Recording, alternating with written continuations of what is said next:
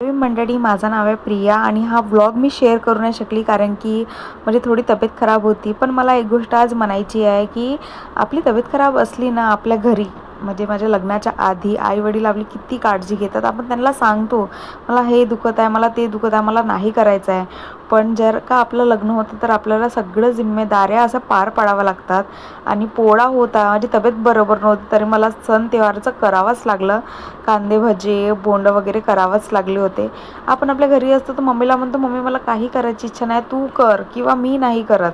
पण सासरी गेल्यानंतर आपल्यावर असतं सगळं, आपल्याला सगळं करावं लागते. तर अगर आपल्यासोबत एक माणूस जर का उभा असला ना, तर सगळंच करू शकतो आपण.